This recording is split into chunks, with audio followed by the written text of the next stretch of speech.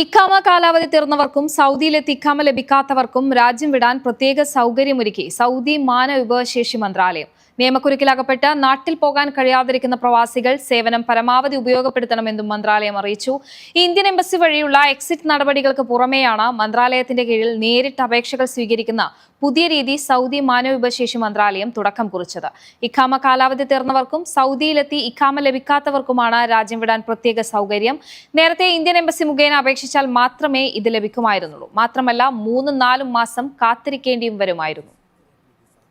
ഖത്തറിൽ നിർത്തിവെച്ചിരുന്ന സമുദ്ര ഗതാഗതം ഭാഗികമായി പുനരാരംഭിച്ചു. മറൈൻ നാവിഗേഷൻ പ്രവർത്തനങ്ങൾ രാവിലത്തെ ഷിഫ്റ്റിൽ മാത്രമായി പുനരാരംഭിക്കുന്നതായി ഖത്തർ ഗതാഗത മന്ത്രാലയം അറിയിച്ചു. വൈകുന്നേരത്തെ ഷിഫ്റ്റിൽ കപ്പലുകളിലെ വിനോദം, ടൂറിസം, മത്സ്യബന്ധനം തുടങ്ങിയ മറൈൻ നാവിഗേഷൻ പ്രവർത്തനങ്ങൾ താൽക്കാലികമായി നിർത്തിവച്ചത് തുടരും.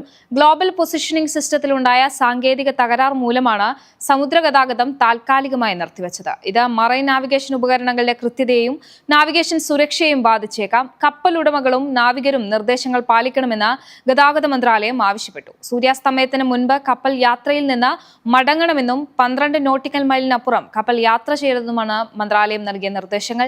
നാവികരുടെ സുരക്ഷയ്ക്കും തുറമുഖങ്ങളിലേക്ക് അവരുടെ സുരക്ഷിതമായ മടങ്ങിവരവ് ഉറപ്പാക്കുന്നതിനുമായാണ് ഇതെന്ന് മന്ത്രാലയം വ്യക്തമാക്കി.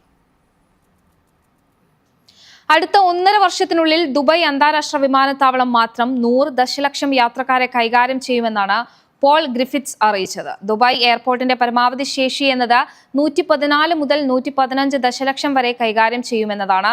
2031 ഇത് കൈവരിക്കുമെന്നും അദ്ദേഹം പറഞ്ഞു. ഇതോടെ പുതിയ വിമാനത്താവളമായ അൽ മക്തും വിമാനത്താവളത്തിലേക്ക് വിവിധ എയർലൈനുകളുടെ പ്രവർത്തനം മാറ്റും.